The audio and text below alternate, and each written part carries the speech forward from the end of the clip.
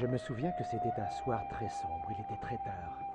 Un homme étrange est venu chez nous, à la recherche d'un jeune garçon qui pourrait venir vivre et travailler avec lui pendant un an. Ma famille venait de quitter l'Angleterre pour s'installer dans l'Utah. J'étais encore très jeune et je n'avais pas 14 ans. Une fois mon salaire convenu, une génisse de 2 ans en plus du gîte et du couvert, je fus obligé de dire au revoir à ma famille et de le suivre. C'est au cours de cette nuit sans lune que j'ai appris que les sombres desseins du diable et des hommes mauvais étaient incapables de voiler la merveilleuse lumière de Dieu, de détruire son œuvre et ses desseins.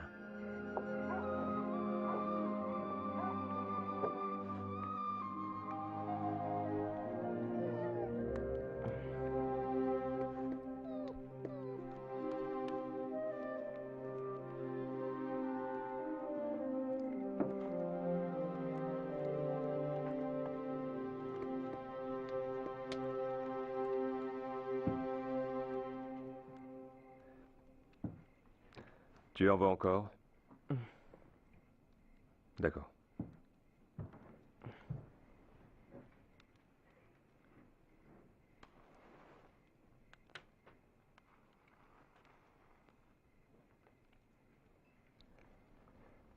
Je vais me coucher.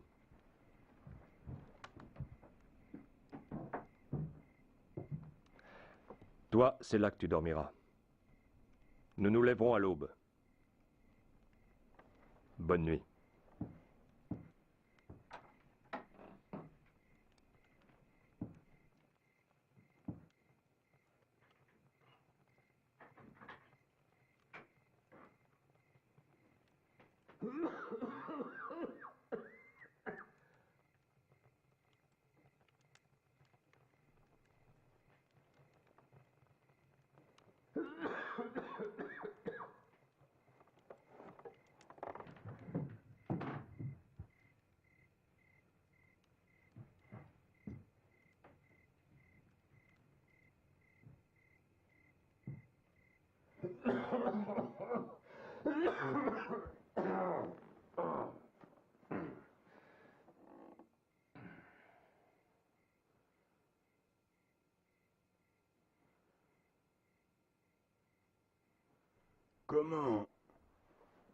Comment t'appelles-tu, petit? William. Pilkington. Je t'appellerai Willy. Tu es un immigrant? Oui, monsieur, d'Angleterre. Est-ce que tu es mormon? Oui, monsieur, et toute ma famille aussi. As-tu déjà lu le livre de Mormon? Oui, monsieur. Eh bien, si tu as déjà lu le livre de Mormon, dis-moi, par quoi commence sa préface? Quelle est la première lecture qu'on y trouve?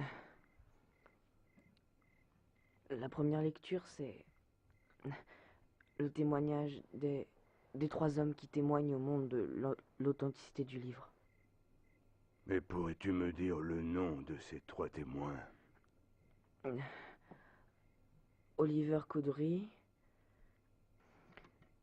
David Whitmer et Martin Harris, oui, c'est ça. Eh bien, mon jeune ami,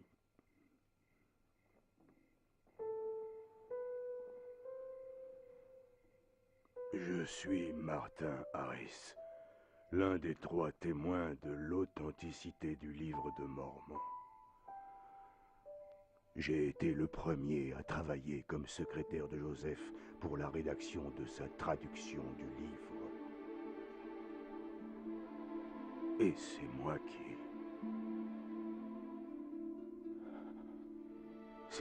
suis à l'origine de la situation qui amena la perte des 116 pages qui ne furent jamais retrouvées. Le manuscrit perdu? C'est ça, le manuscrit perdu.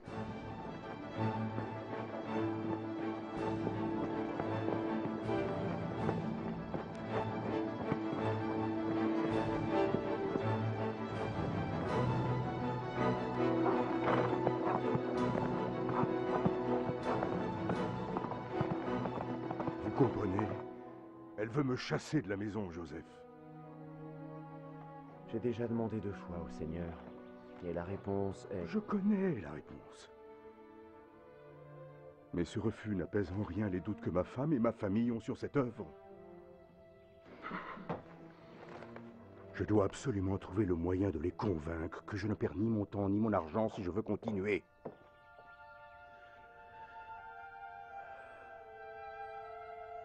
Je vais demander une fois de plus.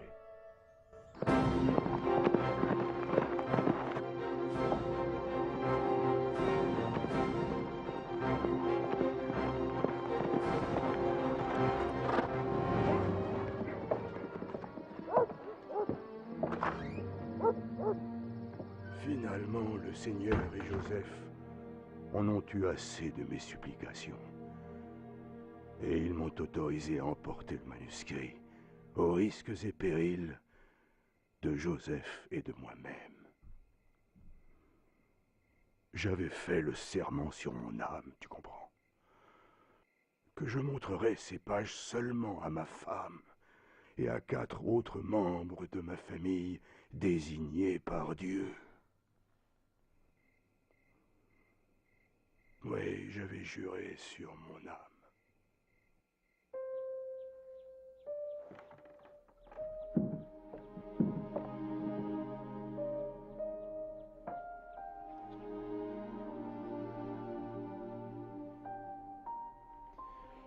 Les enfants, Sortons de table. levez-vous.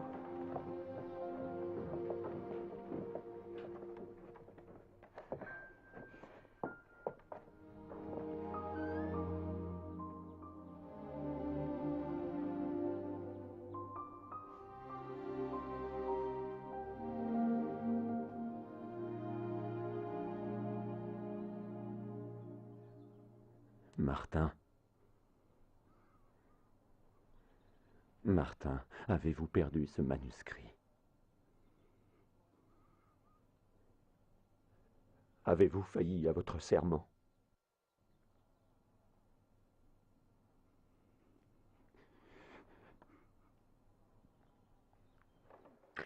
Oui, il a disparu.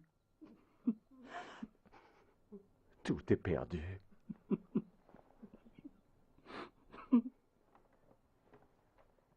J'aurais dû me contenter de la première réponse. Oh, j'ai perdu mon âme. J'ai perdu mon âme. La perte du manuscrit fit connaître au prophète les tourments d'une âme damnée. Ce fut l'une des leçons les plus dures qu'il ait apprises. J'avais tellement insisté qu'il avait fini par passer outre les conseils du Seigneur. Par la suite, celui-ci l'a fortement réprimandé pour avoir craint l'homme plus que Dieu. Ce n'est que grâce à une révélation ultérieure que Joseph apprit ce qui était réellement arrivé au manuscrit perdu. Il semble que le diable ait cherché à dresser un plan habile. Il avait inspiré à des hommes mauvais l'idée de modifier le manuscrit pour voir si Dieu donnerait à Joseph le pouvoir de le traduire à nouveau. Et au cas où il le ferait, au mot près, ils auraient modifié le contenu de la première version afin qu'elle soit différente de la nouvelle. Ainsi, en les comparant, ils auraient pu prétendre que Joseph avait menti, qu'il n'avait pas reçu de don. C'est ainsi qu'il cherchait à le détruire, lui et son œuvre. Mais, que s'est-il passé, frère Harris? Les hommes mauvais, le livre de Mormon. L'histoire s'arrête là? Une révélation reçue par Joseph nous enseigne: on ne peut faire échouer les œuvres, les desseins et les intentions de Dieu, car la sagesse de Dieu est plus grande que la ruse du diable.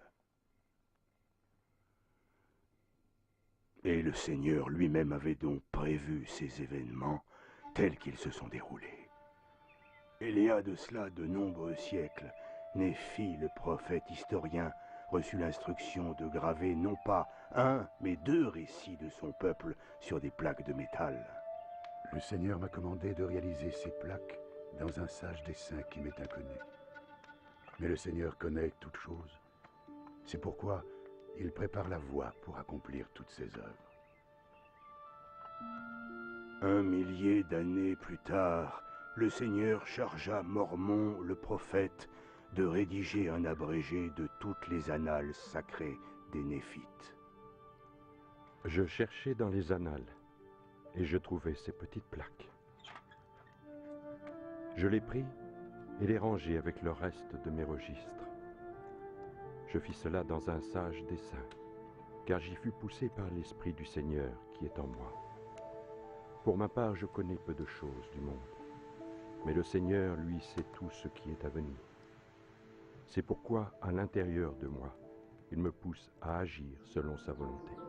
C'est ainsi que les paroles du manuscrit que nous avons perdu ne furent jamais réécrites.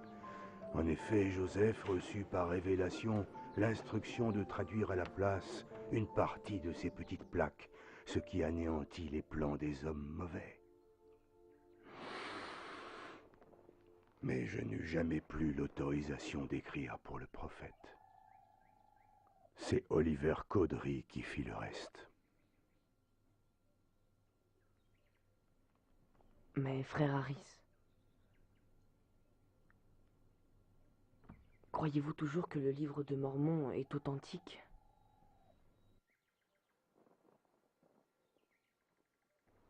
J'en suis aussi sûr que tu l'es de voir le soleil briller. J'en suis aussi sûr que ça. Cette œuvre est une œuvre divine dirigée par le pouvoir de Dieu.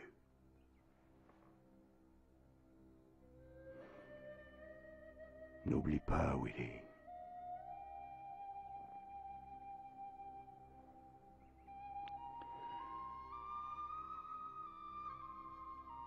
Aie toujours confiance en Dieu et en ses promesses.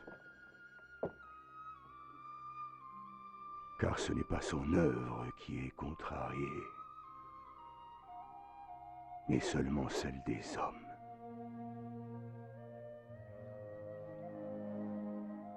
Lorsque Dieu nous fait des promesses, il est en état de les tenir. Et il n'y faillit jamais.